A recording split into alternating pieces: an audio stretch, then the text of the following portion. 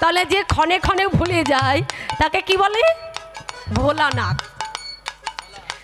তো কি হয় এখন তেমনি ভোলা মহেশ্বর তিনি যখনই ভগবানের নামটা বদনে নিয়েছে, যেই না পথে পা বাড়িয়েছে তার নাম নিচ্ছে, সেই সময় যে উদ্দেশ্যে ভগবান তাকে পাঠিয়েছিল সে কথাই সে ভুলে গেছে, কিন্তু নাম তো ছাড়ছে না। নামে বুক ভরে যায় অভাব মেটায়, নামে বুক ভরে যায় অভাব মেটায়, বুক ভরে যায় অভাব মেটায়, নামে বুক ভরে যায় অভাব মেটায়, স্বভাব জাগায় মহা সুখে।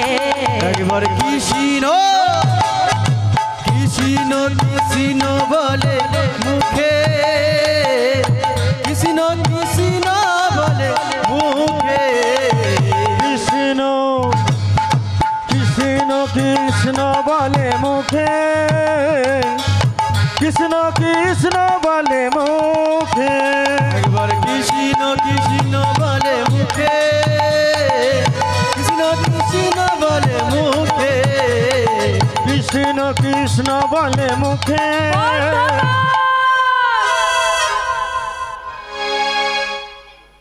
বন্ধ করে না, আর সহ্য হচ্ছে না। কে তুই? নাম কি তোর? তুই এত বড় সাহস তোর, নাম করতে করতে তুই আমার সামনে দিয়ে যাচ্ছিস? কে তুই? কি ব্যাপার?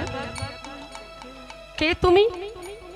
আমি নাম করতে করতে যাচ্ছি, হঠাৎ তুমি আমার নাম থামিয়ে দিলে, কি ব্যাপার? কে তুমি? আমি কে পরে শুনবি, আগে তুই কে উত্তর দে। আমি হলাম ভোলানাথ। ও তুই যেই হোস, তুই নাম করতে করতে কিসের জন্য এখান থেকে যাচ্ছিস? বলে আমি কি জন্য যাচ্ছি জানো? ভোলানাথ তো ভুলে গেছে, মনে মনে ভাবছে কি ব্যাপার আমি ভুলে যাচ্ছি কেন। হ্যাঁ মনে পড়েছে, ভগবান আমাকে বিপদভঞ্জন মধুসূদন আমাকে একটা দায়িত্ব দিয়েছে। কি দায়িত্ব? না ত্রিপুরাসুরকে বধ করবার জন্য আমাকে পাঠিয়েছে। কথাই বলে যেখানে বাঘের ভয় সেখানেই সন্ধ্যা হয়। এখন যার সঙ্গে কথোপকথন হচ্ছে ওই ত্রিপুরাসুরী দাঁড়িয়ে রয়েছে, তার সামনে কথাগুলো হচ্ছে। যাকে মারবে বলে ভগবান পাঠিয়েছিল তার সঙ্গে দেখা হয়েছে। বলে ওরে মূর্খ,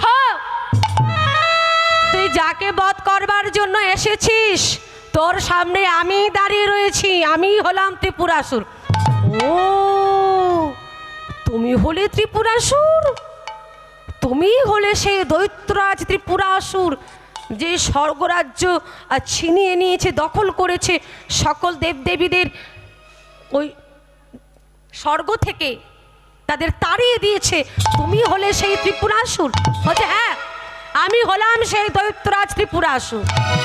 বলে দেখো তোমাকে একটা কথা বলে দিই বাপু, এত অত্যাচারে কিন্তু ভালো না। তুমি কত মায়ের কোল থেকে সন্তানে ছিনিয়ে নিয়েছো, এ কি তোমার ভালো হচ্ছে? এই তুই কি আমায় জ্ঞান দিচ্ছিস? বলে না আমি তোমায় জ্ঞান দিচ্ছি না। বলে এই একদম তুই আমায় জ্ঞান দিবি না, তুই আমাকে মারতে এসেছিস তো, ভগবান তোকে মারতে পাঠিয়েছে, তো তুই আমাকে মার, তুই আমাকে মার। যখনই বলেছে এই কথা তুই আমায় মার,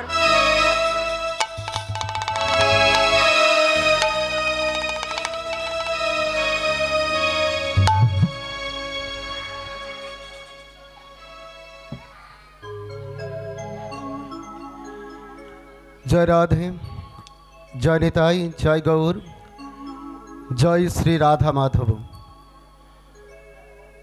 নেতাজি নগর দুর্গা মণ্ডপ তথা প্রগতি সংঘের এই ময়দানে নেতাজি নগর আমরা কয়েকজনের পরিচালনায়, প্রিয়জন ক্যাটারিংয়ের ব্যবস্থাপনায়, সেই সঙ্গে নেতাজি নগর দোকানদারবৃন্দের ঐকান্তিক প্রচেষ্টায় বিগত বছরগুলির ন্যায় আজকের এবছরের এই মহতী হরিবাসর এই মহতী হরিবাসরের সুধা কণ্ঠে কীর্তনিয়া শ্রীমতী মুনমুন দাস মহাশয়ের কীর্তন গানে মুগ্ধ হয়ে প্রিয়জন ক্যাটারিংয়ের পক্ষ থেকে কৃষ্ণ সেবার উদ্দেশ্যে 100টি টাকা এবং একখানি মালা প্রদান করছেন।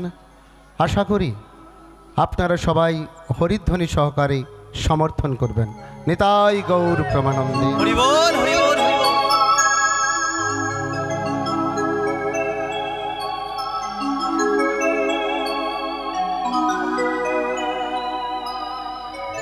সেই সঙ্গে প্রথমেই সুধী সাধু সজ্জন মণ্ডলী, কৃষ্ণকথা হরিকথা শ্রবণ পিপাসু পরম বন্দনীয় বৈষ্ণববৃন্দ ভক্তগণ ও ভক্তিময়ী মাতৃমণ্ডলী, সবাকার চরণের দণ্ডবত প্রণতি জানিয়ে কৃপা প্রার্থনা করি।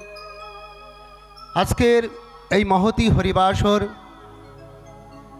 নেতাইনের আমরা কয়েকজনের পরিচালনায়, সেই সঙ্গে প্রিয়জন ক্যাটারিংয়ের ব্যবস্থাপনায়, এই প্রিয়জন ক্যাটারিংয়ের যে তরুণ তুর্কি ছেলেরা কঠোর পরিশ্রম করে প্রতি বছর আপনাদের এই হরিনামামৃত প্রসাদ আস্বাদন করছেন এবং অধরামৃত প্রসাদ সেবন করাবেন। শুধু ভক্তবৃন্দ এবং ভক্তিমতী মায়েদের শিচরে নিবেদন, আপনারা আশীর্বাদ করুন এই প্রিয়জন ক্যাটারিং তথা নেতাইনগর দোকানদারবৃন্দ বা আমাদের নেতাইনগর আমরা কয়েকজনদের আশীর্বাদ করুন। প্রতি বছর তারা যেন এইভাবে আপনাদের হরিনামৃত আস্বাদন করতে পারেন এবং অধরামৃত প্রসাদ সেবন করাতে পারেন। নিতাই গৌর। হরি বল, হরি বল, হরি বল।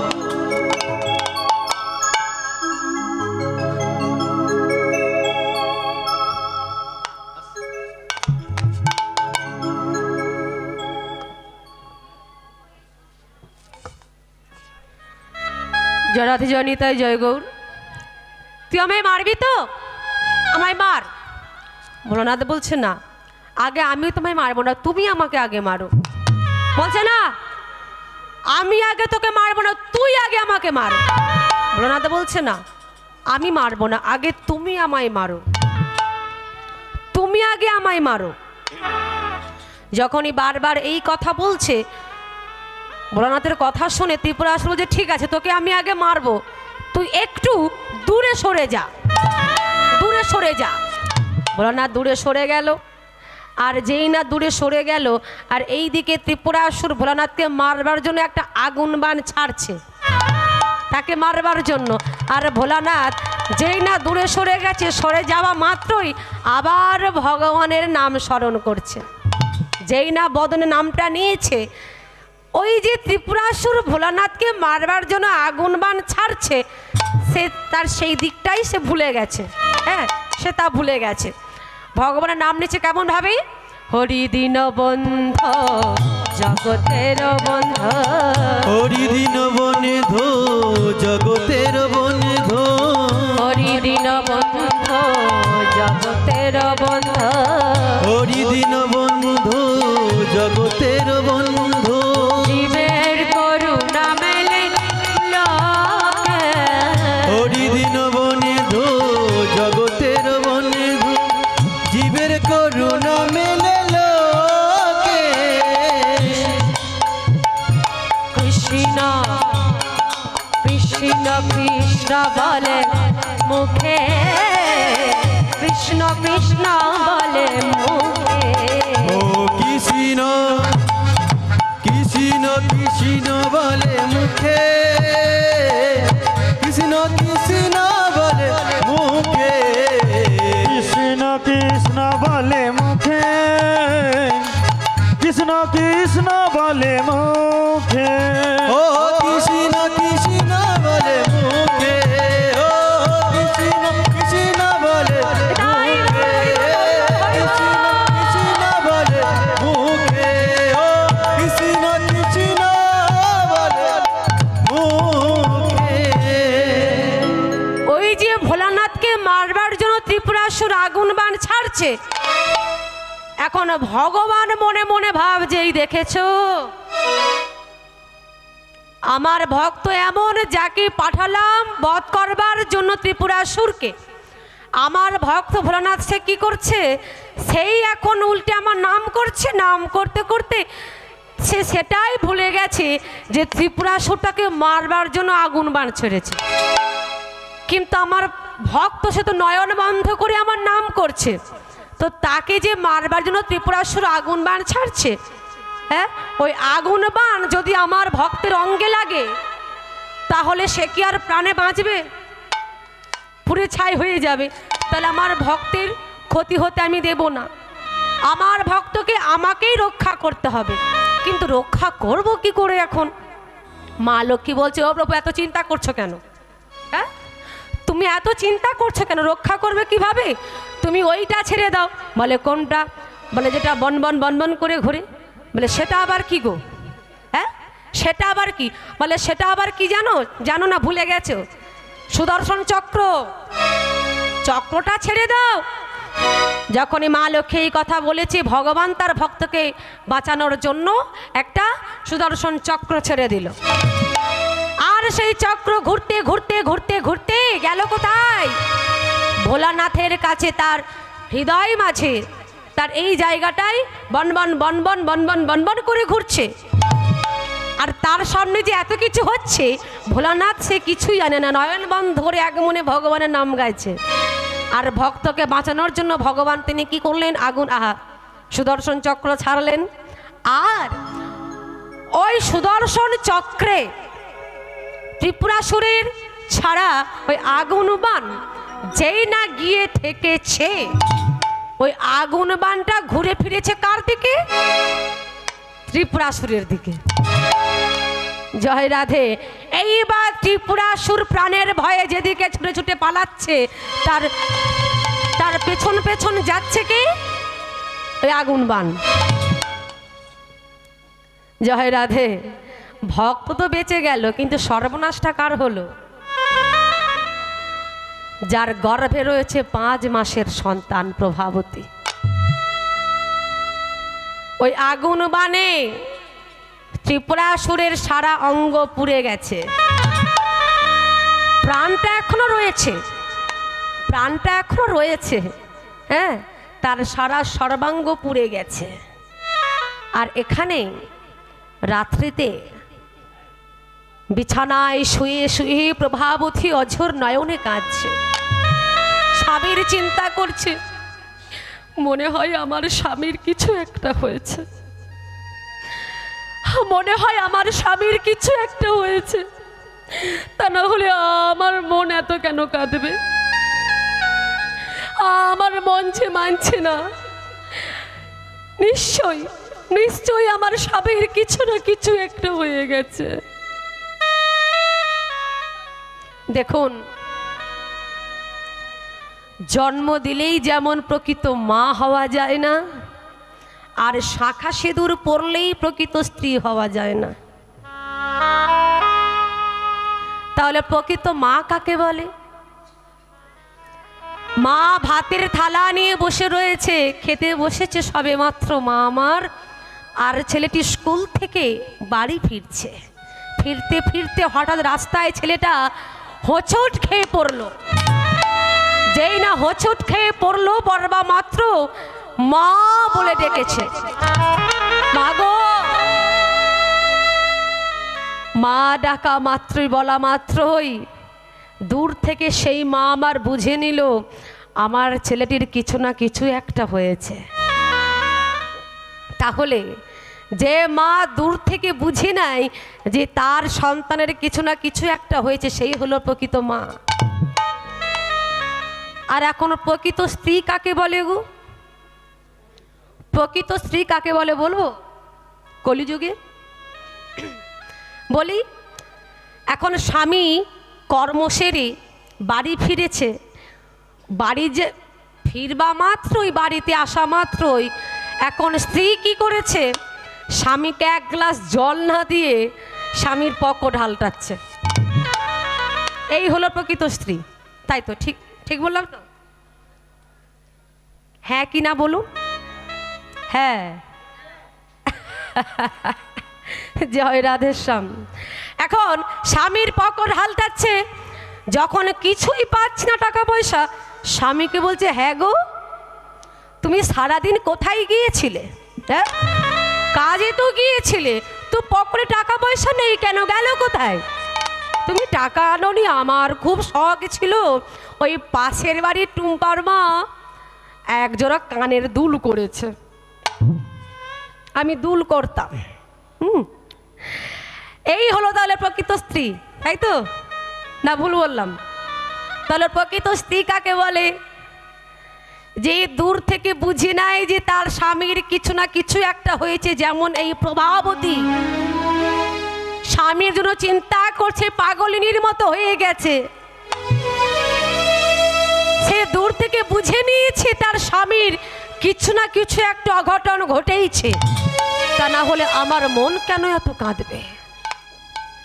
স্বামীর চিন্তা করতে করতে হঠাৎ দরজায় ঠক ঠক করে কি যেন ধাক্কা মারল। প্রভাবতী বুঝে নিল এত রাত্রিতে কেউ আসেনি, এসেছে আমার স্বামী। তাই ছুটে গেল, গিয়ে দরজাটি যেই না খুলেছে,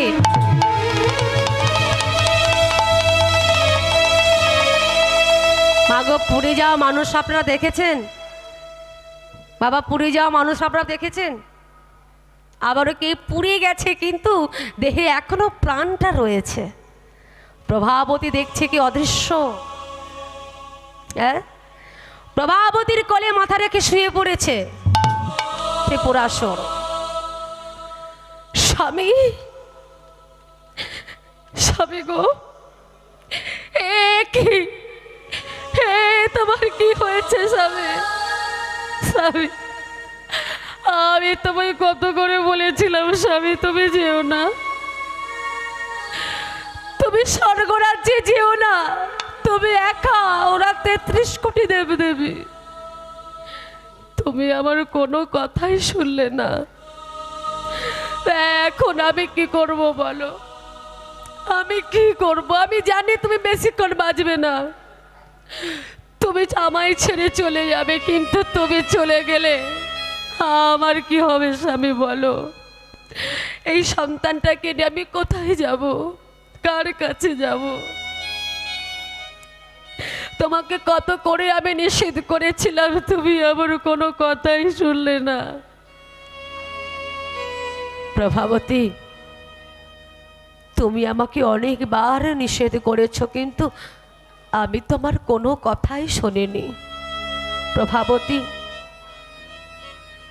আমি কৃষ্ণকে কোনোদিন ভালোবাসিনি, তার সেবা করিনি। আমি ছিলাম কৃষ্ণ বিদ্বেষী। কিন্তু প্রভাবতী, তুমি তো ভগবানকে ভালোবাসতে। প্রভাবতী, যদি আজ আমি তোমার কথা শুনতাম, যদি আমি সৎসঙ্গ করতাম, তাহলে এই দিনটা আমায় আর আজ দেখতে হতো না। আমি করিতাম যদি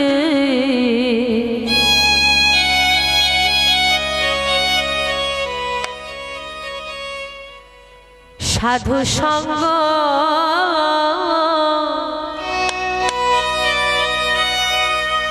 হরি রাখে তো আমায় ভালো। আমি করিতাম যদি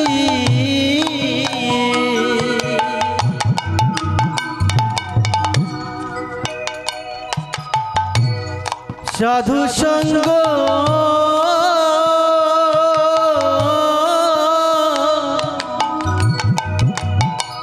হরি রাখি তো আমায় ভালো। আমি করতাম যদি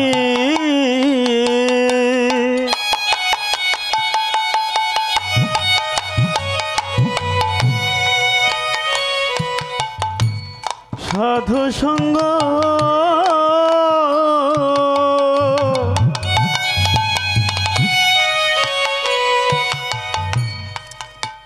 হরি রাখতো আমায় ভালো। আমি আশা তেরি, আশা তেরি, আশা তেরি সঙ্গ করে কান্দে জনম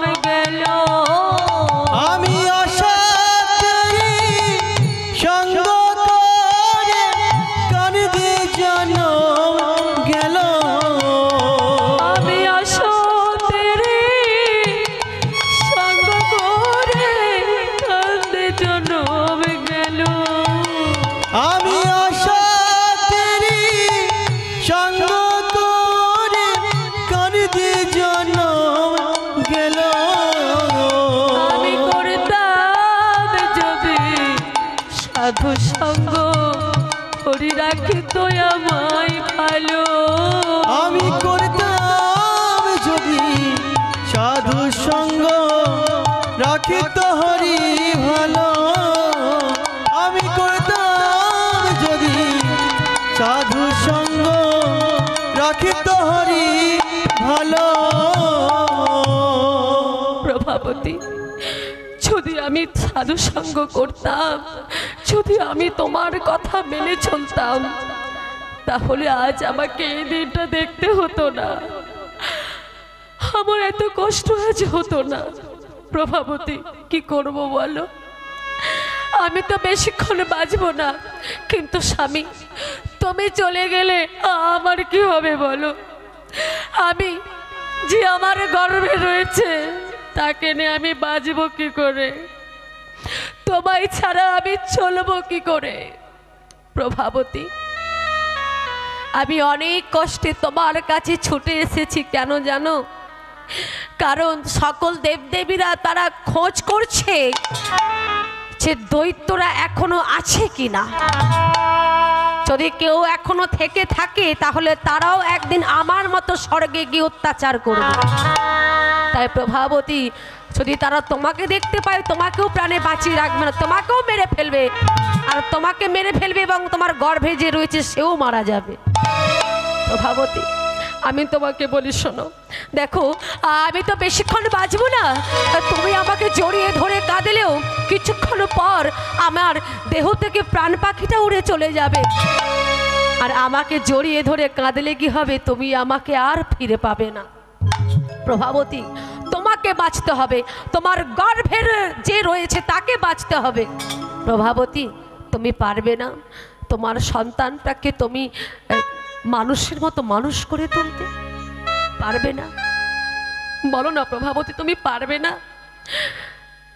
তোমার গর্ভে যে রয়েছে তার যখন জন্ম হবে তাকে তুমি একটু একটু করে বড় করে তুলে মানুষের মতো মানুষ করে তুলবে। তুমি পারবে না তাকে তুমি একজন তোমার মতো কৃষ্ণ ভক্ত করে তুলতে? প্রভাবতী, তুমি কোনোদিনও বলো না আমার সন্তানকে যে তোর বাবা ছিল একজন কৃষ্ণ বিদ্বেষী। তুমি কোনোদিনই যেন বলো না ওর কাছে যে তোর বাবা একজন দৈত্যরাজ ত্রিপুরাসুর। প্রভাবতী, আর আমি বেশিক্ষণ বাঁচবো না প্রভাবতী, আমি আর বাঁচবো না।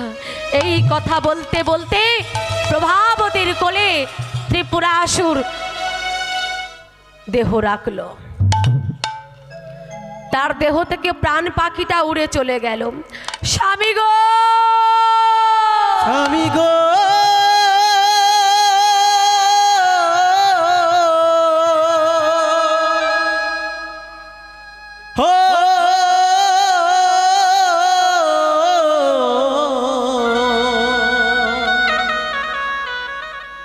আমার স্বামী গো, আমার প্রাণ স্বামী চলে গেল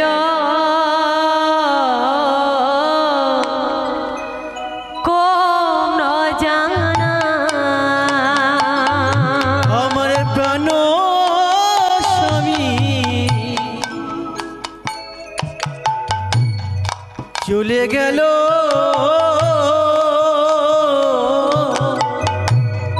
কোন জানা। প্রাণ স্বামী চলে গেল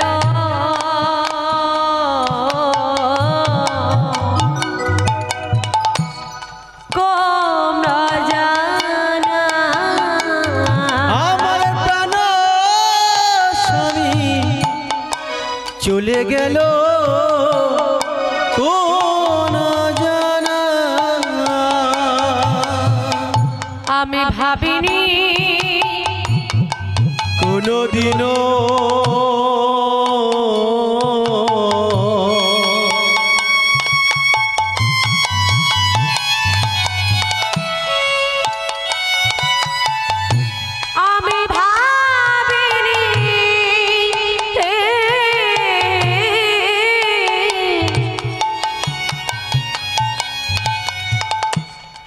কোনদিনও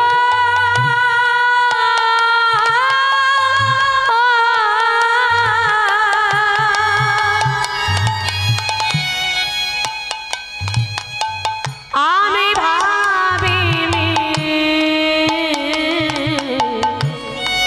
আমি ভাবিনি আমার প্রাণ স্বামী চলে গেল কোন জানা। আমার প্রাণ স্বামী চলে গেল কোন জানা।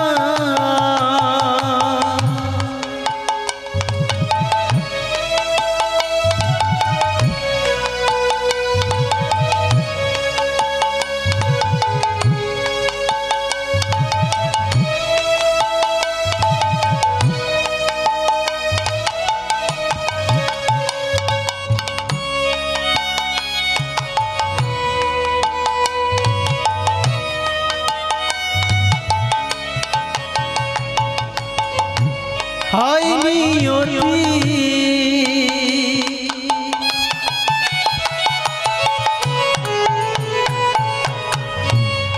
একই তোমার বিচার,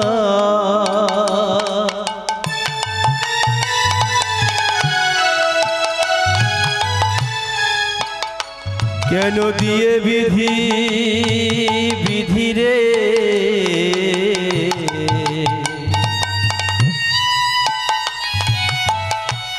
কেড়ে নিলি রে।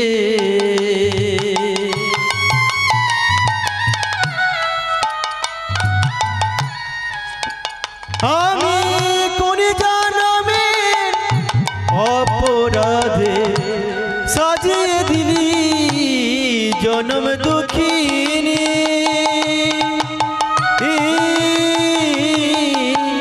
প্রাণ স্বামী চলে গেল কোন জানা। আমার প্রাণ স্বামী চলে গেল কোন জানা। আমার প্রাণ স্বামী চলে গেল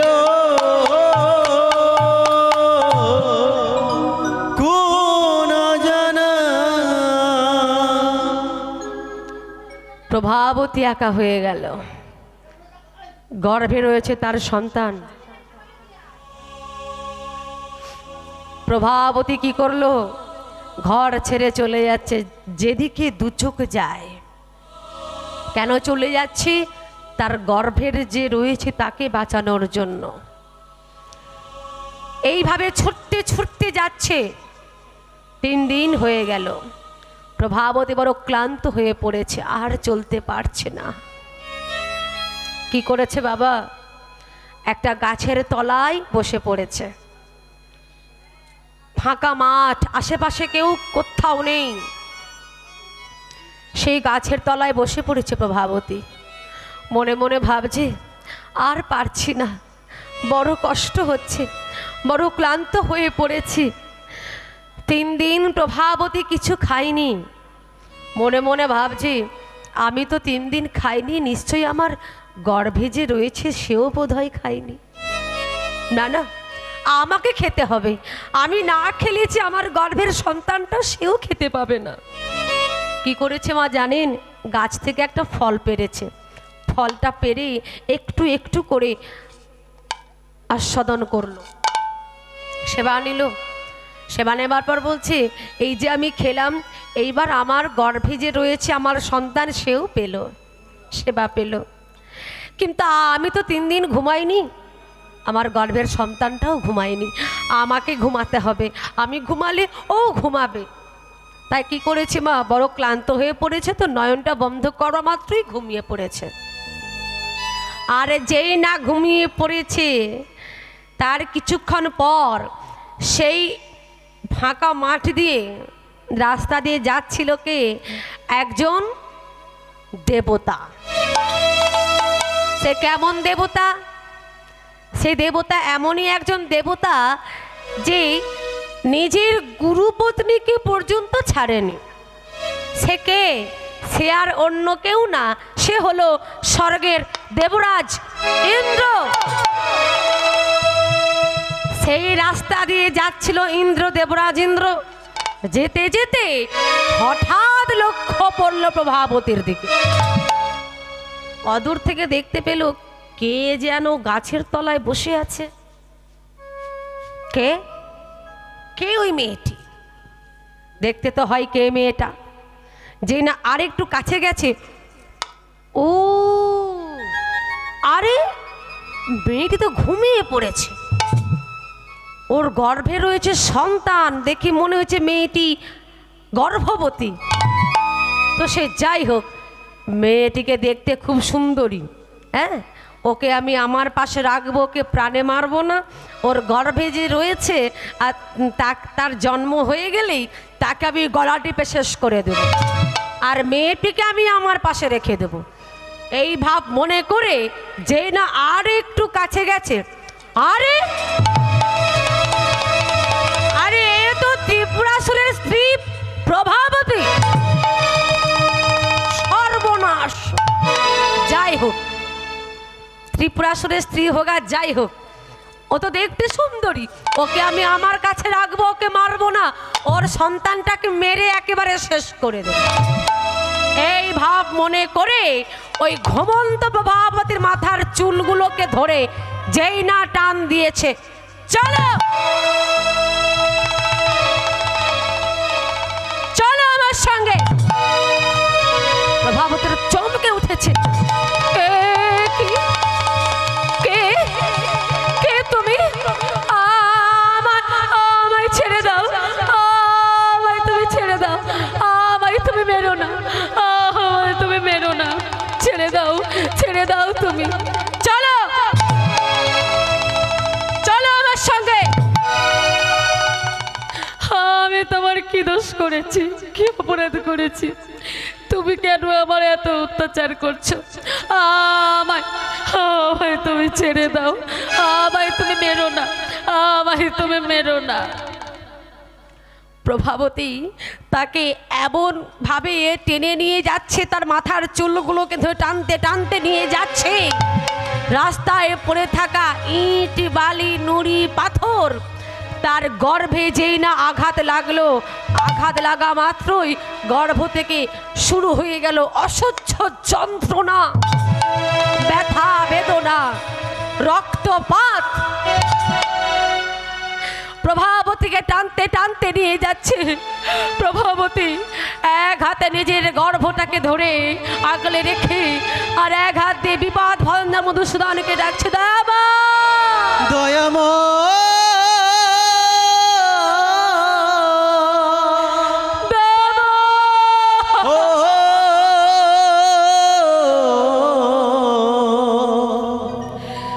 কি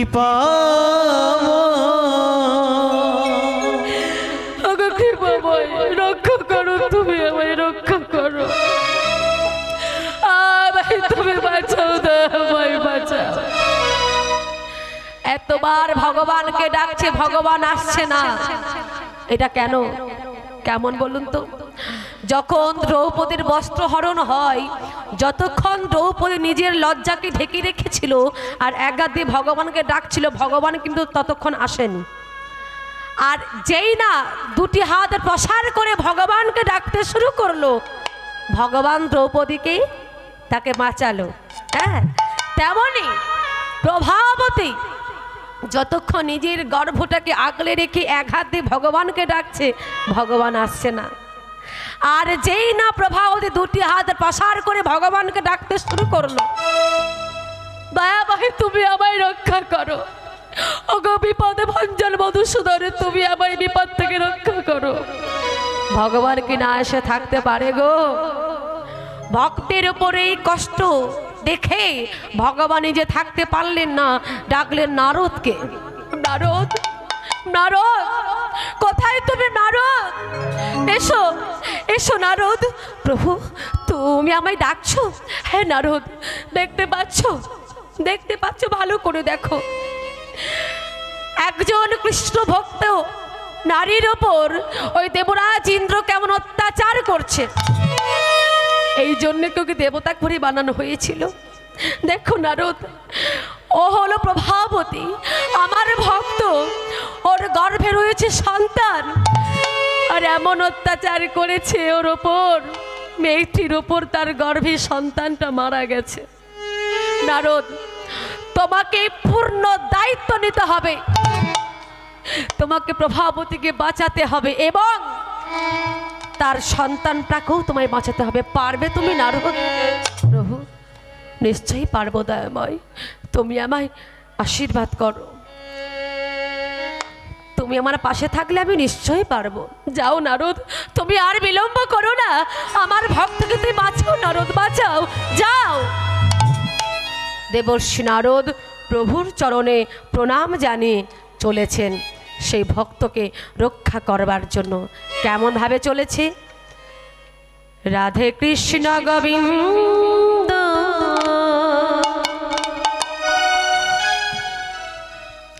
গোপাল রাধার মনোহরি হরি হরি ও রাধে কৃষ্ণ গোবিন্দ গোপাল রাধার মনোহরি হরি হরি ও রাধে কৃষ্ণ গোবিন্দ গোপাল রাধা রমন হরি হরি হরি বল। রাধে কৃষ্ণ গোবিন্দ গোপাল রাধা রমন হরি হরি হরি বল। হরি হরি বল নিতাই গোবর্ধন ধরি বল। হরি হরি বল নিতাই গোবর্ধন ধারি বল। হরি হরি বল নিতাই গোবর্ধন ধরি বল। হরি হরি বল নিতাই গোবর্ধন ধারি বল।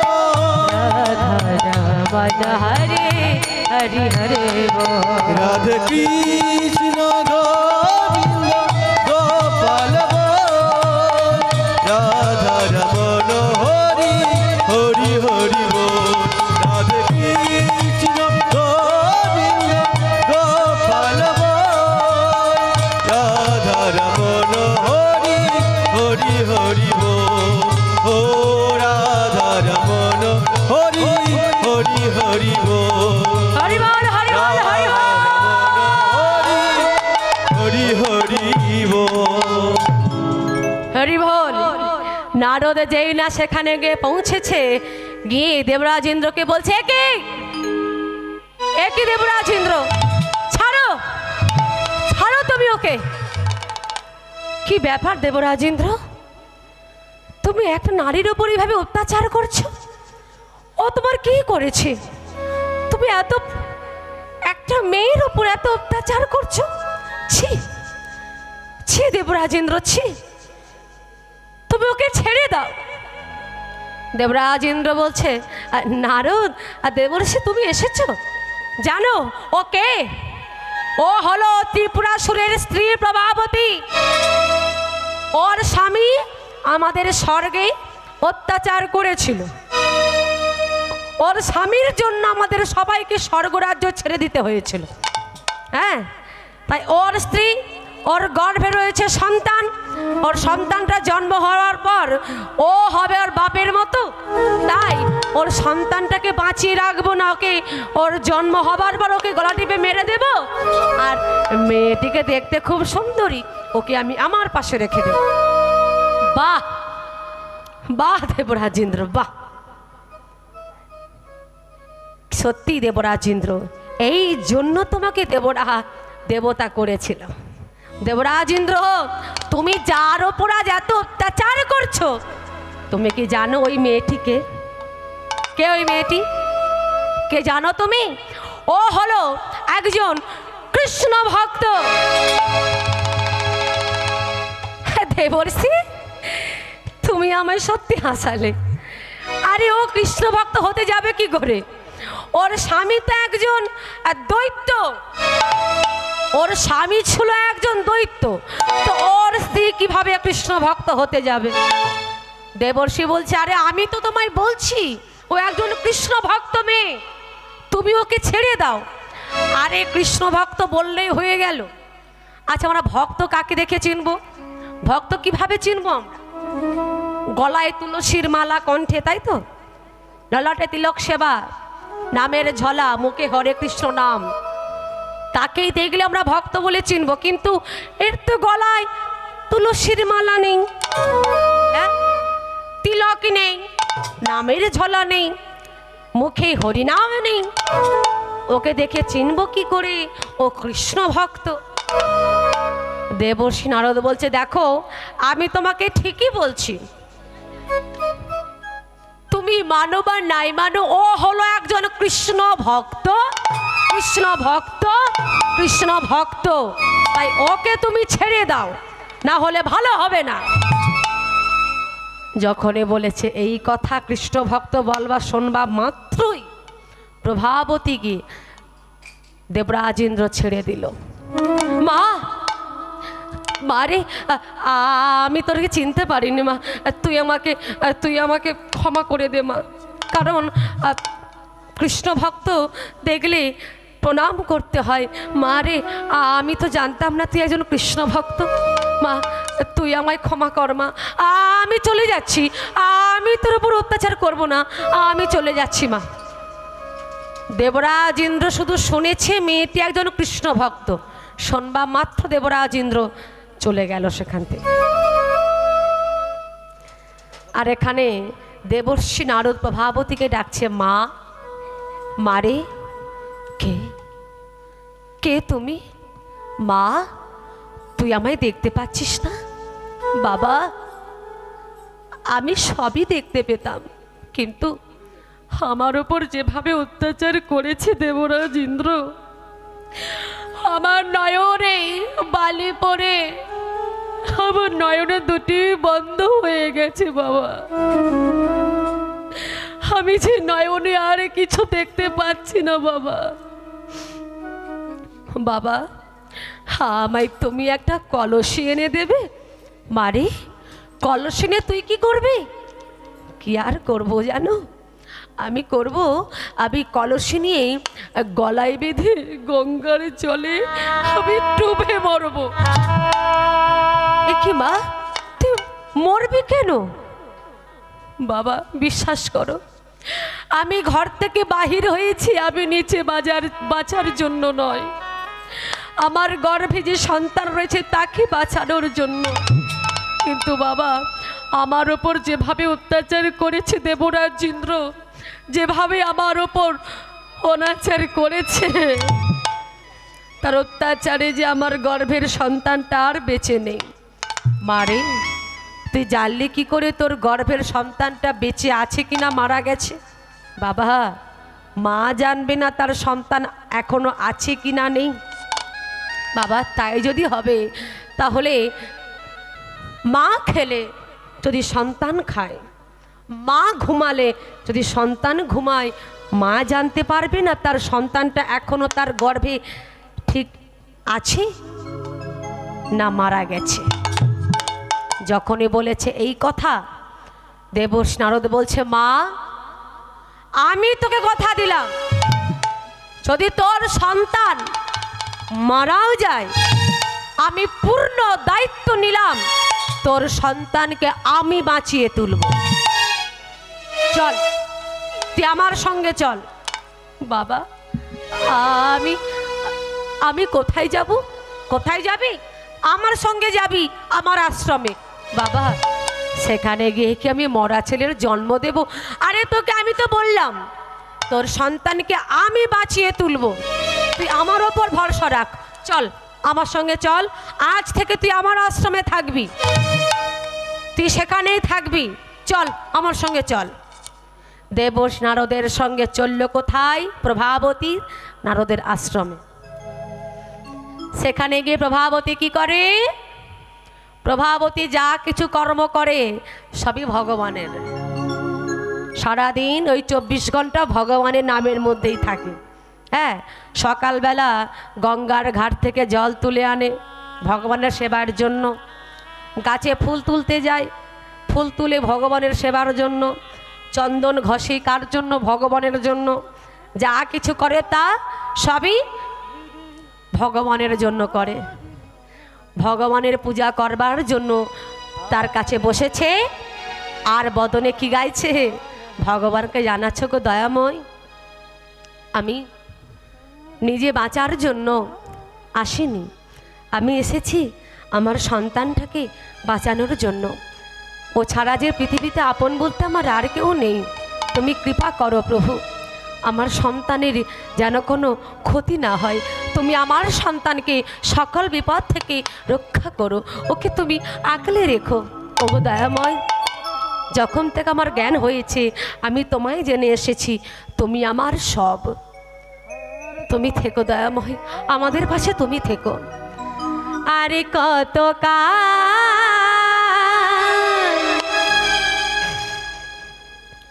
গিরিধারিলা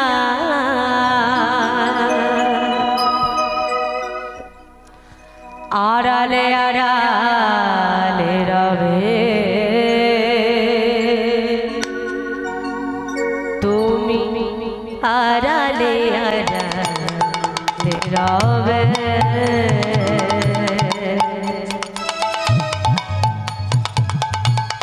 আরে কত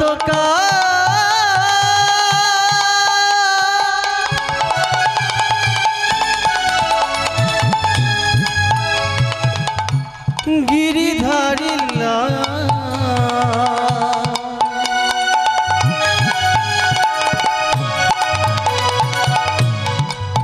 তুমি আড়ালে আড়ালে রবে, তুমি আড়ালে আড়ালে রবে। প্রভু আর কত গিরিধারিলা আড়ালে আড়ালে রবে, আড়ালে আড়ালে রবে, তুমি আড়ালে আড়ালে রবে। আরে কত কাল গিরিধারিলা আড়ালে আড়ালে রবে, তুমি আড়ালে আড়ালে রবে। নয়নের জল ঝরে অবিরত, নয়নের জল ঝরে অবিরত, নয়নের জল ঝরে অবিরত, নয়নের জল ঝরে অবিরত। আর দর্শন দেবে কবে গিরিধারিলা আড়ালে আড়ালে রবে, তুমি আড়ালে আড়ালে রবে। আরে কত কাল গিরিধারিলা আড়ালে আড়ালে রবে, তুমি আড়ালে আড়ালে রবে, তুমি আড়ালে আড়ালে রবে। গিরিধারিলা আড়ালে আড়ালে রবে। দেখা যদি নাই দেবে ওহে নিরুদয়, তবে কেন আশা দিয়ে ভরালে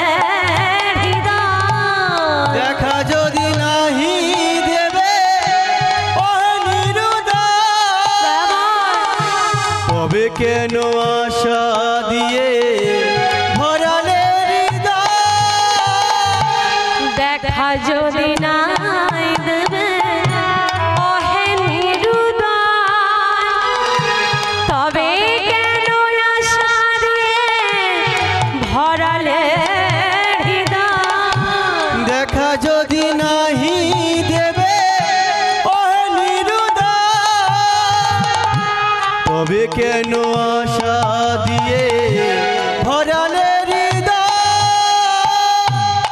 আকুল আমার গরমের ব্যথা, আকুল আমার নয়নের ব্যথা, আকুল আমার গরমের ব্যথা, আকুল আমার নয়নের ব্যথা। দর্শন বিবিবা কবে গিরিধারী লাল, আড়ালে আড়ালে রবে তুমি, আড়ালে আড়ালে রবে। আরি কত গিরিধারী আড়ালে আড়ালে রবে, গিরিধারী আড়ালে আড়ালে রবে, গিরিধারী আড়ালে হর হর হর হর হর হর। তুমি আড়ালে আড়ালে রবে, তুমি আড়ালে আড়ালে রবে, তুমি আড়ালে আড়ালে রবে। প্রভাবতী আশ্রমে যাবার পর সে তো কৃষ্ণ ভক্ত, কৃষ্ণ ছাড়া আর কিছু জানে না। যা কিছু কর্ম করে সবই ওই ভগবানের। তারই কাজের মধ্যে নিজেকে মাতিয়ে রেখেছে, ডুবিয়ে রেখেছে। এইভাবে চলতে থাকে। দেখুন, মা যেমন হবে, তার গর্ভের সন্তান থাকায় মা যা যা কর্ম করবে, যখন সন্তান জন্ম নেবে ছেলেটি বড় হয়ে কিন্তু সেও মায়ের মতোই হবে, তাই না? যদি মাটি ভালো হয় গাছ তো অবশ্যই ভালো হবে, তার প্রমাণ এই গয়া। দেখুন, মা ছিল কৃষ্ণ ভক্ত, কৃষ্ণ ছাড়া আর কিছু জানতো না প্রভাবতী। এইভাবে দিন যায়। প্রভাবতী একদিন ভগবানের চরণ ধরে বলছে, গো দয়াময়, আমি জানি না যে আমার গর্ভে রয়েছে সে কন্যা না পুত্র, সে যাই হোক দয়াময়, তাকে যেন আমি মানুষের মতো মানুষ করতে পারি আর একজন কৃষ্ণ ভক্ত করে তুলতে পারি, সে যেন প্রকৃত মানুষ হয়, সৎ পথে থাকে। দয়াময়, তুমি কৃপা করো, আমি এইটুকু চাই, আর কিছু চাই না। আমি টাকা পয়সা গাড়ি বাড়ি কিছু চাই না। বলুন তো, এখন এই কলিযুগের মায়েরা কি এটা চাইবে? চাই কি না? আমরা কি চাইবো? আমরা মায়েরা কি চাই? হ্যাঁ, সে ডাক্তার হবে, মাস্টার হবে, নেতা হবে, মন্ত্রী হবে, কত কিছু হবে। জয় রাধে। তো প্রকৃত মা কাকে বলে? এই প্রভাবতীকে দিয়েই প্রমাণ। প্রভাবতী ভগবানের কাছে এই চাচ্ছে, দয়াময়, আমি বড়লোক হতে চাই না, আমার ছেলেকে ডাক্তার করাতে চাই না, মাস্টার হতে চাই না। দয়াময়, সে যেন একজন প্রকৃত মানুষের মতো মানুষ হতে পারে, যেন প্রকৃত কৃষ্ণ ভক্ত হতে পারে। এছাড়া আর আমি কিচ্ছু তোমার কাছে চাই না। এইভাবে দেখতে দেখতে দিন যায়। 5 মাসের প্রভাবতী, দেখতে দেখতে আরো 5টি মাস কেটে গেল। 10 মাস 10 দিন পর কি হলো? প্রভাবতীর কোলে একটা ফুটফুটে পুত্র সন্তান এলো। হ্যাঁ, শুভ দিনে শুভক্ষণে বিধির বিধানে, শুভ দিনে শুভক্ষণে বিধির বিধানে, শুভ দিনে শুভক্ষণে বিধির বিধানে, শুভ দিনে শুভক্ষণে বিধির বিধানে, পুত্র সন্তান জন্ম লাভিল, সন্তান জন্ম লভিল, পুত্র সন্তান জন্ম লভিল, পুত্র লোভিল জনম জনম পুত্র সন্তান জনম জনম পুত্র সন্তান লোভিল জনম জনম আনন্দ আর ধরে আনন্দ আর ধরে না রে আনন্দ দয়ার ধরে না রে আনন্দ আর ধরে না রে আনন্দ হইল মনে আনন্দ আর ধরে না আরে কি আনন্দ হইল মনে আনন্দ আর ধরে না রে কি আনন্দ হইল মনে আনন্দ আর ধরে না রে কি আনন্দ হইল মনে আনন্দ আর ধরে না রে পুত্র সন্তান লোভিল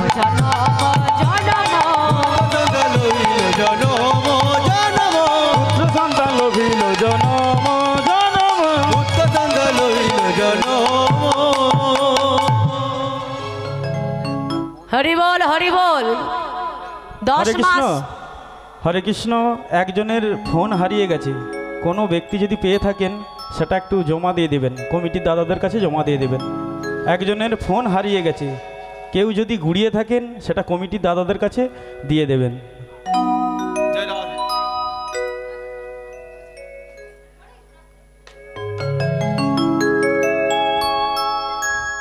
10 মাস 10 দিন পর প্রভাবতীর কোলে এলো একটা ফুটফুটে পুত্র সন্তান। যখন কোলে তার সন্তান এলো মনে আনন্দ ধরছে না। আহা, শুধু প্রভাবতীর মনে আনন্দ কেন, নারদের মনে কত আনন্দ, এবং আশ্রমে যত ভক্তরা আছেন সবার মনে বড় আনন্দ। জয় রাধে। আজ সবাই আনন্দে আত্মহারা। হরে কৃষ্ণ হরি বল। আর আসুন আমরা একটু আনন্দ করি, হবে তো? সেই আনন্দেই আমরা আনন্দ করব। প্রত্যেকে হাত তোলে। রাধা রানীকে, জোরটা একটু কম হয়ে গেল আগের থেকে। সেবার পর ঠান্ডা আছে বলে না, বাবা আমার ঠিক বলেছে। রাধা রানীকে, রাধা রানীকে, রাধা রানীকে।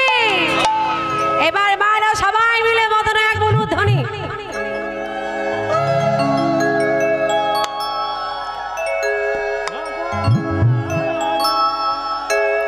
রাখাল রাজা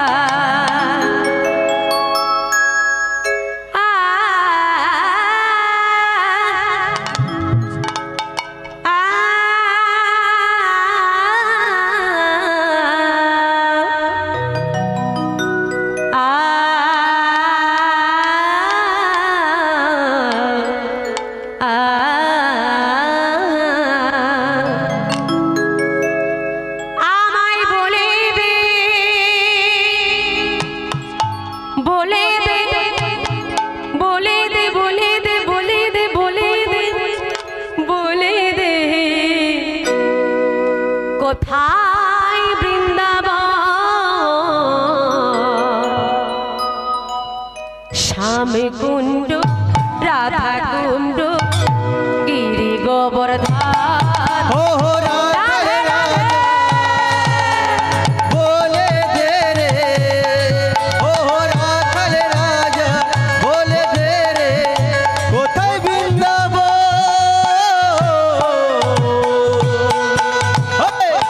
শ্যাম কুণ্ড রাধা কুণ্ড গিরি গোবর্ধন।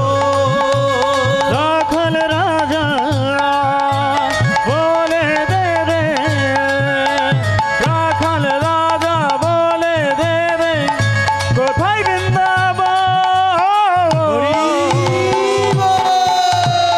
স্বামী কুণ্ড, রাধা কুণ্ড, গিরি গোবর্ধন।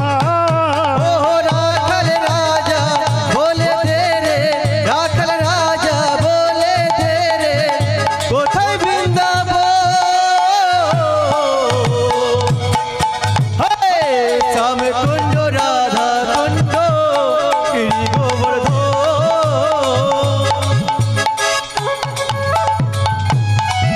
প্রত্যেকে হাত তুলে।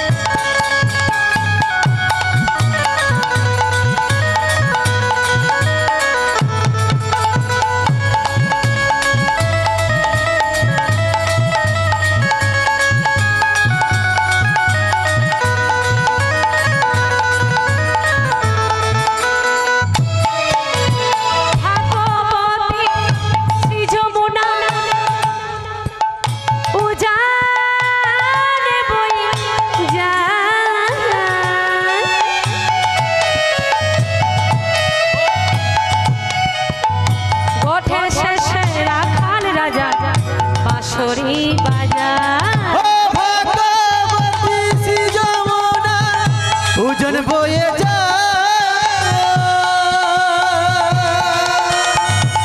গোঠে শেষে রাখাল রাজা বাঁশরি বাজা ভগবতী শ্রী যমুনা উজান বয়ে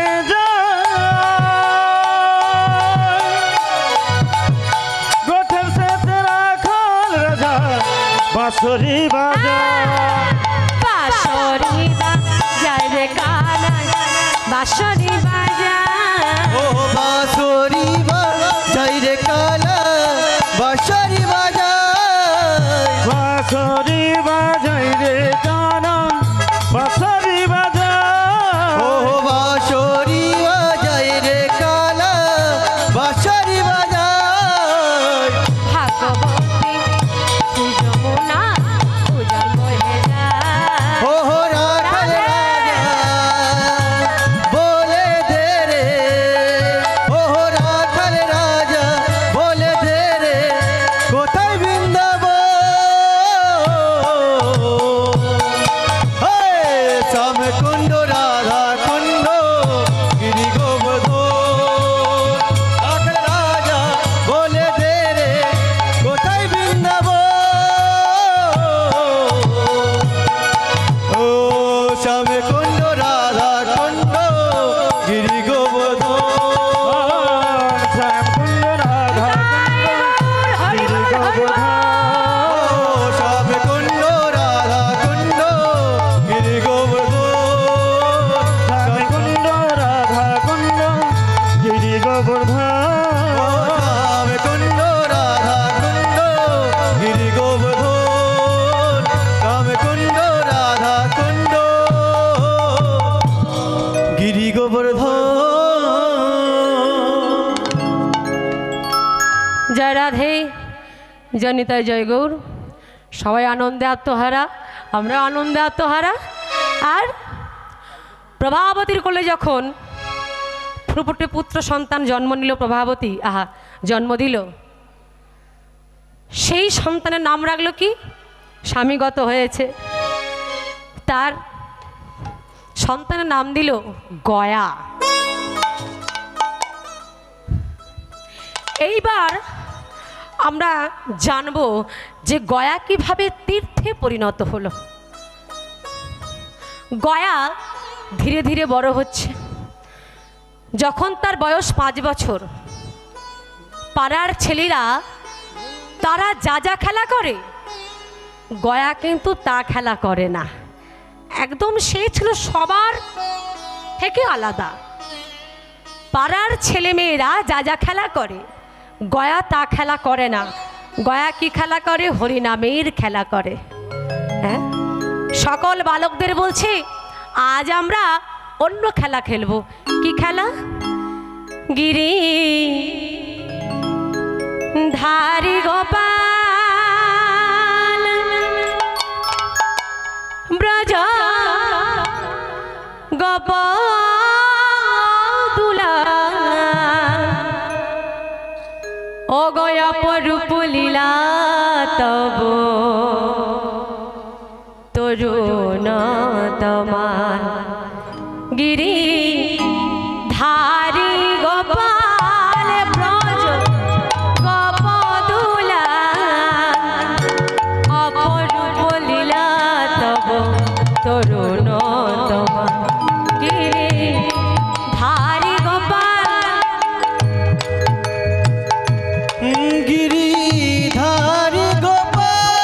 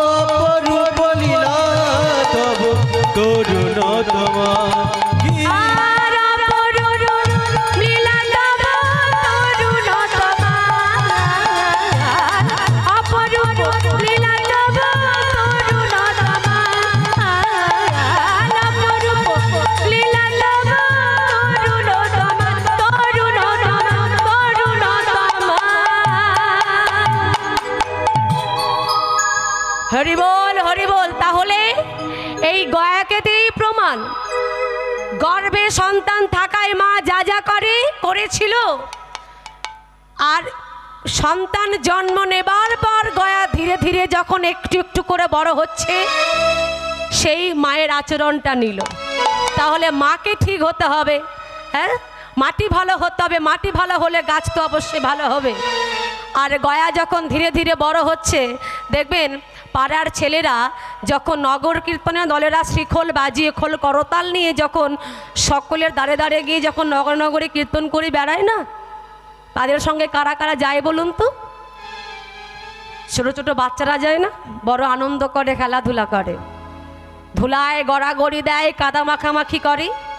হ্যাঁ, একদিন গয়ার মা গয়াকে বলছে, হ্যাঁ রে গয়া, পাড়ার ছেলেরা যা যা খেলা করে তুই পাতা খেলা করিস না, তার উল্টো খেলা করিস, হরি নামের খেলা করিস। গয়া, তুই যে হরি নামের মধ্যে এত মেতে থাকিস, হরি নামের মধ্যে কি আছে বাবা?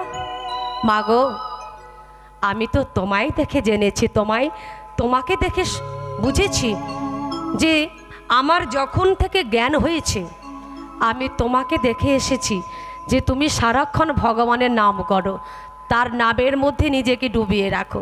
তাই মা, তোমার কাছ থেকেই তো আমি এই শিক্ষা পেয়েছি। গয়া বলছে, মা গো, এই হরিনামে যদি কেউ একবার ডুবে তার কি হয় জানো মা? শোনো, এই হরিনামের ধুলা যদি কেউ একবার সর্বাঙ্গে মেখে নেয় তার কি হয় জানো?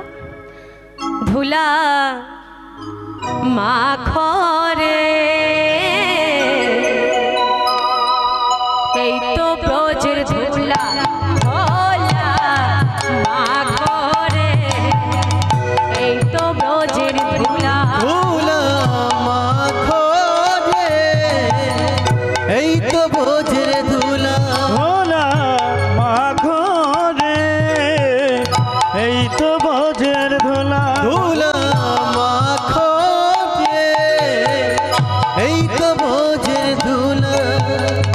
ধুলা নয় ধুলি নয় গোপীর পাদরে ধুলা নয় ধুলি নয় গোপী পদরে ধুলা নয় ধুলি নয় গোপী পদরে ধুলা নয় ধুলি নয় গোপীর পাদরে ধুলা নয় ধুলি নয় গোপী পদরে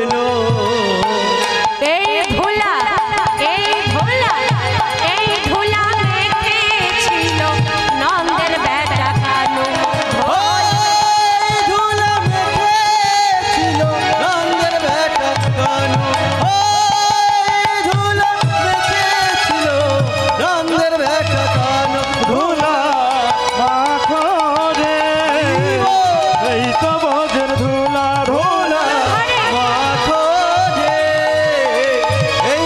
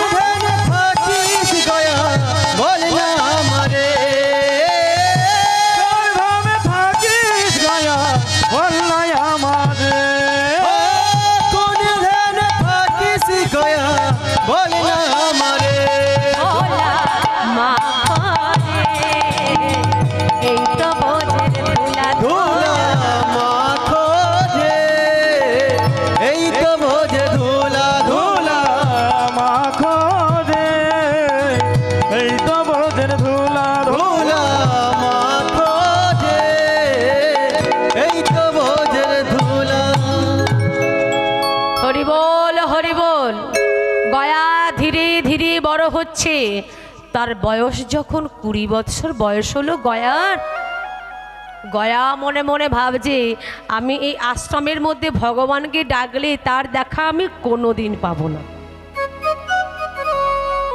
তাহলে ভগবানের দেখা পেতে গেলে আমাকে আশ্রম থেকে চলে যেতে হবে নির্জন স্থানে। গয়া সিদ্ধান্ত নিল সে আশ্রমে আর থাকবে না, চলে যাবে অন্য জায়গায়। যখন তার বয়স 20, গয়া কি করলো? আশ্রম ছাড়লো, সকল আপনজনদের ছাড়লো এবং নিজের মাকেও ছাড়লো। কেন ছাড়লো? একটাই উদ্দেশ্য, ভগবান পাওয়ার আশায়। গয়া আশ্রম ছেড়ে চলে যাচ্ছে ভগবানকে পাবার জন্য। কোথায় চলে যাচ্ছে? ফল্গু নদীর তীরে। ফল্গু নদীর তীরে চলে যাচ্ছে, সেখানে নির্জন স্থানে গয়া ভজন সাধন করবার জন্য ভগবানকে পাবার লালসায়। আচ্ছা, এই ফল্গু নদীর একটা অভিশাপ পেয়েছিল, সেখানে কেউ গেছে? হাত তুলুন দেখি তো একবার। কয়েকজন গেছেন, তাহলে আপনারা নিশ্চয়ই জানবেন। দেখবেন ওই যে ফল্গু নদী, তার কি ওপরে জল আছে? জল আছে বাবা? নেই, তার জল নেই, ওপরে জল নেই। জল আছে কোথায়? নিচে জল, আর ওপরে স্বচ্ছ বালি। কেন? এটা কেন? এটা হলো মা সীতার অভিশাপ। অভিশাপটা কি? কেন অভিশাপ দিয়েছিল মা সীতা ফল্গু নদীকে? শুনুন তাহলে বলে যায়।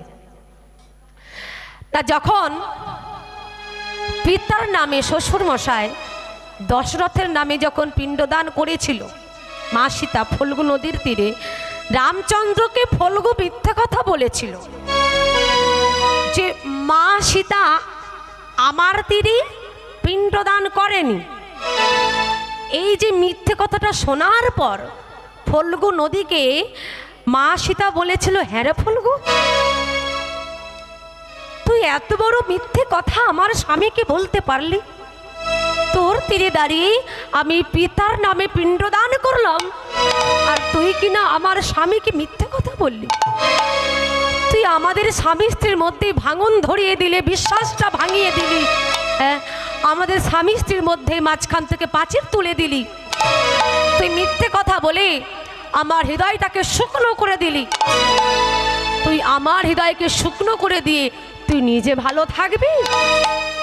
ফল্গু, তোকে আমি অভিসম্পাত করলাম। তোর এই জল যেমন তুই আমার হৃদয়টাকে শুকনো করে দিলি, তোর জল শুকনো হয়ে যাবে। তোর ওপরের জল কোনোদিন ওপরে থাকবে না, নিচে চলে যাবে, আর নিচের বালি ওপরে স্বচ্ছ হয়ে থাকবে। এটা কেন? এটা ছিল মা সীতার অভিশাপ। কেন সীতা মা অভিশাপ দিয়েছিল তা আমরা জানতে পারলাম। আর দেখবেন ওই ফল্গু নদীতে কত কুকুর, বিড়াল, ছাগল কত পায়খানা করে, প্রস্রাব করে। কেন? এটা হলো মা সীতার অভিশাপ। যাই হোক, সেই ফল্গু নদীর তীরে গেল গয়া ভজন সাধন করতে, ভগবানকে পাবার আশায়। সঙ্গে নিয়ে গেছে তুলসী বৃক্ষ। সেখানে গিয়ে তুলসী বৃক্ষ সামনে রেখে গয়া ভজন সাধন করতে বসেছে। বসে বসে ভগবানকে জানাচ্ছ, গো দয়াময়, আমি অনেক আশা নিয়ে এখানে ছুটে এসেছি তোমাকে পাবার জন্য। দয়াময়, তুমি আমায় কৃপা করো, আমি যেন তোমার দেখা পাই। আমায় তুমি দেখা দাও দয়াময়, এছাড়া আমি আর কিছু চাই না। তবে হ্যাঁ, যতদিন না তুমি আমার কাছে এসে আমি নয়ন বন্ধ করে ভজন সাধন করব, যতদিন না তুমি আমার কাছে এসে আমার নয়ন স্পর্শ করছো, আমি নয়ন খুলব না। এই প্রতিজ্ঞা নিয়ে গয়া সামনে তুলসী বৃক্ষ রেখে নাম করতে বসলো। নাম করছে নয়ন বন্ধ করে। কেমন করে নাম করছে? আসুন আমরাও করি। কেমন? কৃষ্ণ কৃষ্ণ কৃষ্ণ কৃষ্ণ কৃষ্ণ কৃষ্ণ কৃষ্ণ হে কৃষ্ণ কৃষ্ণ কৃষ্ণ কৃষ্ণ কৃষ্ণ কৃষ্ণ কৃষ্ণ হে কৃষ্ণ কৃষ্ণ কৃষ্ণ কৃষ্ণ কৃষ্ণ কৃষ্ণ কৃষ্ণ হে কৃষ্ণ কৃষ্ণ কৃষ্ণ কৃষ্ণ কৃষ্ণ কৃষ্ণ কৃষ্ণ হে কৃষ্ণ কৃষ্ণ কৃষ্ণ কৃষ্ণ কৃষ্ণ কৃষ্ণ কৃষ্ণ হে কৃষ্ণ কৃষ্ণ কৃষ্ণ কৃষ্ণ কৃষ্ণ কৃষ্ণ কৃষ্ণ হে কৃষ্ণ কৃষ্ণ কৃষ্ণ কৃষ্ণ কৃষ্ণ কৃষ্ণ কৃষ্ণ হে হরি বল হরি বল হরি বল হরি বল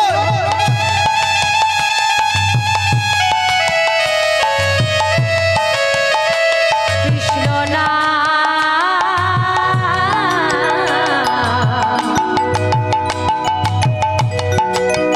গে যা হরি না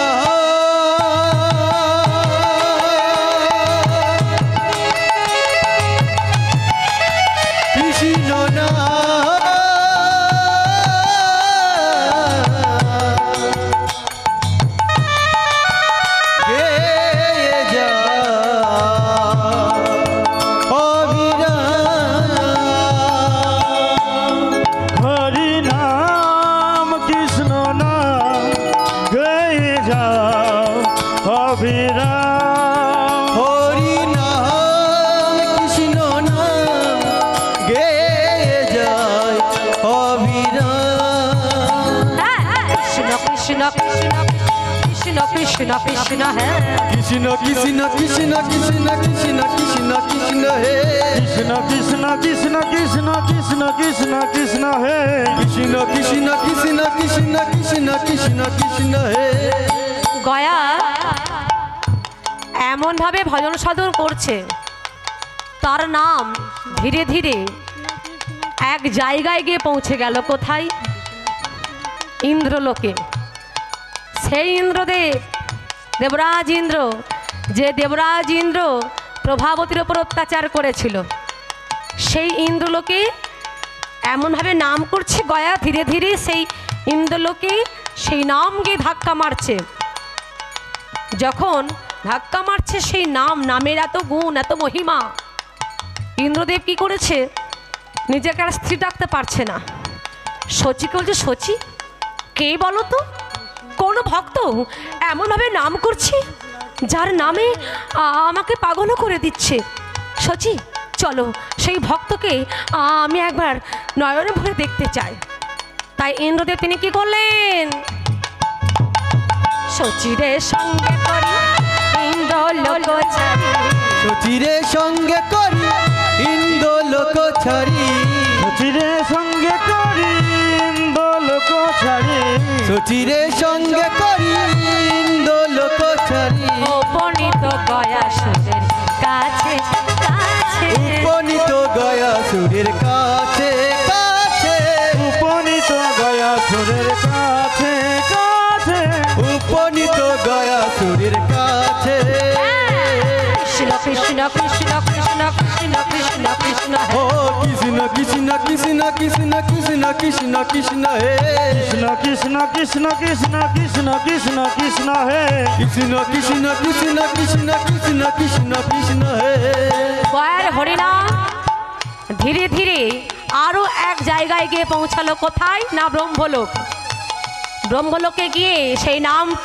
ব্রহ্মলোক টলমল টলমল করছে ব্রহ্মাও অবাক ব্রহ্মা কি করলো গয়ার নাম শ্রবণ করে স্থির রাখতে পারলো না নিজেকে তাই কি করলো সাবিত্রীর সঙ্গে করি ব্রহ্মলোক ছাড়ি সাবিত্রীর সঙ্গে করি ব্রহ্মলোক ছাড়ি সাবিত্রীর সঙ্গে করি ব্রহ্মলোক ছাড়ি সাবিত্রীর সঙ্গে করি ব্রহ্মলোক ছাড়ি উপনীত উপনীত উপনীত গয়া সুরের কাছে কাছে উপনীত গয়া সুরের কাছে কাছে উপনীত গয়া সুরের কাছে কাছে উপনীত গয়া সুরের কাছে কৃষ্ণ কৃষ্ণ কৃষ্ণ কৃষ্ণ কৃষ্ণ কৃষ্ণ কৃষ্ণ হে কৃষ্ণ কৃষ্ণ কৃষ্ণ কৃষ্ণ কৃষ্ণ কৃষ্ণ কৃষ্ণ হে কৃষ্ণ কৃষ্ণ কৃষ্ণ কৃষ্ণ কৃষ্ণ কৃষ্ণ কৃষ্ণ হে কৃষ্ণ কৃষ্ণ কৃষ্ণ কৃষ্ণ কৃষ্ণ কৃষ্ণ কৃষ্ণ হে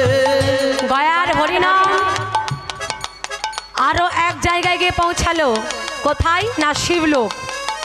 যখন শিবলোকে গিয়ে গয়ার হরিনাম ধীরে ধীরে গেল, শিব নিজেকে স্থির রাখতে পারল না। পরম বৈষ্ণব মহাদেব তিনি কি করলেন?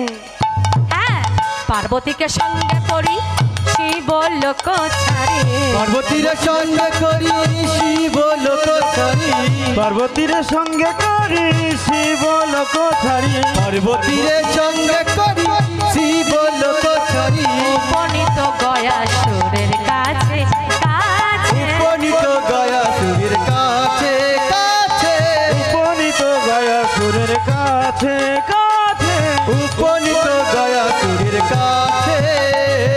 কৃষ্ণ কৃষ্ণ কৃষ্ণ কৃষ্ণ কৃষ্ণ কৃষ্ণ সবাই বলো কৃষ্ণ কৃষ্ণ কৃষ্ণ কৃষ্ণ হে কৃষ্ণ কৃষ্ণ কৃষ্ণ কৃষ্ণ কৃষ্ণ কৃষ্ণ হে কৃষ্ণ কৃষ্ণ কৃষ্ণ কৃষ্ণ কৃষ্ণ কৃষ্ণ হে কৃষ্ণ কৃষ্ণ কৃষ্ণ কৃষ্ণ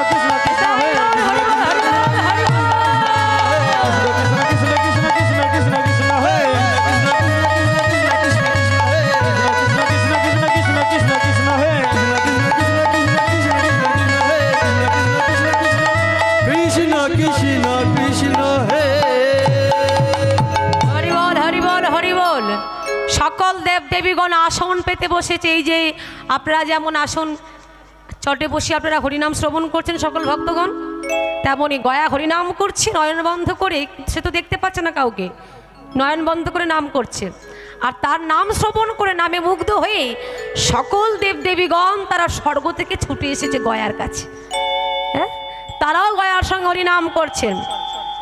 কিন্তু গয়ার নাম ধীরে ধীরে আরো এক জায়গায় গিয়ে পৌঁছালো। সেটা কোন জায়গা? সেটা এমন একটা জায়গা ছোট্ট পিঁপড়ে পর্যন্ত যেতে চায় না। হ্যাঁ, যমলোক। যমলোকে পৌঁছে গেল সেই গয়ার নাম, তার বদনের মুখের মধুর হরিনাম সেখানে যমলোকে গিয়ে পৌঁছালো। আর যখন গিয়ে পৌঁছালো, সকল পাপীরা যখন কর্ণে তাদের প্রবেশ করলো ওই নাম হরিনাম, সকল পাপীরা তারা হরিনাম শুনে উদ্ধার হয়ে গেল, উদ্ধার হয়ে গেল। আর এদিকে ভগবান শ্রী বিষ্ণু নারায়ণ তিনি কি করলেন? তিনি ভক্ত এমনভাবে হরিনাম করছে নিজেকে আর স্থির রাখতে পারলেন না। তিনি এলেন গয়ার কাছে। গয়ার কাছে এসে ভগবান শ্রী বিষ্ণু নারায়ণ গয়ার নয়ন স্পর্শ করলেন। গয়ার নয়ন স্পর্শ করবা মাত্রই গয়ার নয়ন খুলে দেখলো কি তার পাশে অনাদিরাদি গোবিন্দ এসেছে। দয়াময়, দয়াময় তুমি এসেছো, এতদিনে তোমার কৃপা হয়েছে দয়াময়। গয়া, তুমি এত সুন্দরভাবে মধুর সুরে হরিনাম গাইছো। দেখো তোমার হরিনামের জুড়ি মহিমায় সকল ৩৩ কোটি দেবদেবীরা তারাও দেখো আসন পেতে বসেছে, কত সুন্দরভাবে তোমার নাম শ্রবণ করছে এবং তারাও করে করতালি দিয়ে গাইছে। গয়া, আমি তোমার এই নামে শ্রবণে সন্তুষ্ট হয়েছি। বলো গয়া, তুমি কি চাও? ভগবান বলছেন, গয়া বলছে, দয়াময়, আমি বড় আশা নিয়ে সর্বস্ব ছেড়ে আমি ছুটে এসেছি এই ফল্গু নদীর তীরে তোমার দেখা পাবো বলে। আমি তোমার দেখা পেয়েছি দয়াময়। ভগবান সকল দেবদেবীদের বলছেন, দেখো সকল দেবদেবীগণ, সকল ভক্তগণ, দেখো তোমরা আমার ভক্তের সে এমনভাবে হরিনাম করছি, নামে মুগ্ধ হয়ে তোমরা সকল ছুটে এসেছো আমার ভক্তের কাছে, তার বদন থেকে হরিনাম শ্রবণ করছো এবং নিজেরাও গাইছো আনন্দে।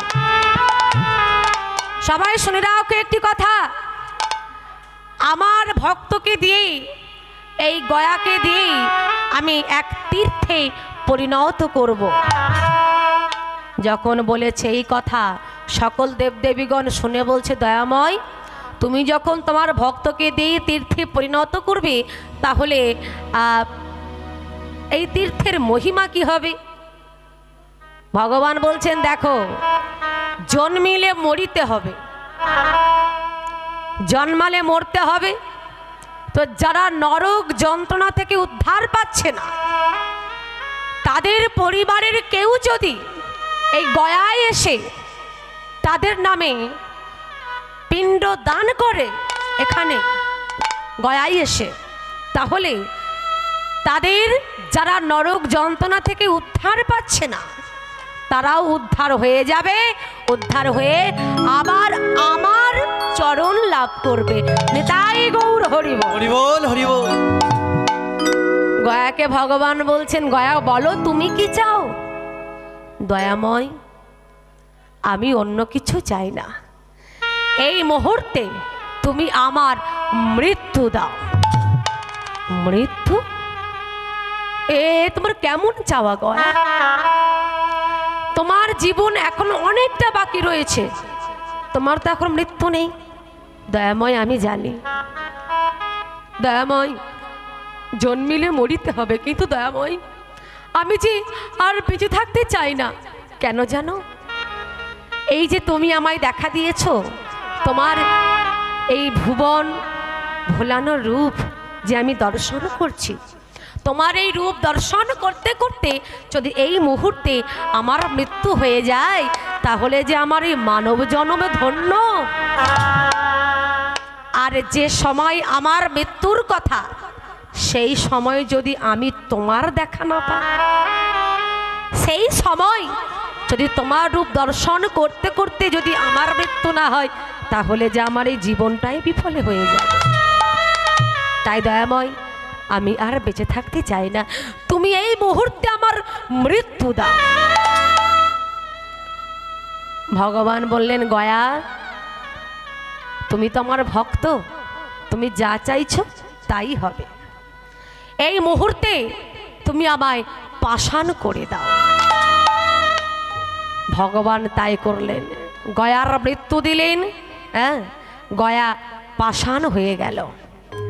আর গয়া বলছে, দয়াময় তুমি যে সকল ভক্তগণকে বললে যে আমাকে দিয়ে তুমি তীর্থে পরিণত করবে, দয়াময় আমি তো এখানে থাকবো।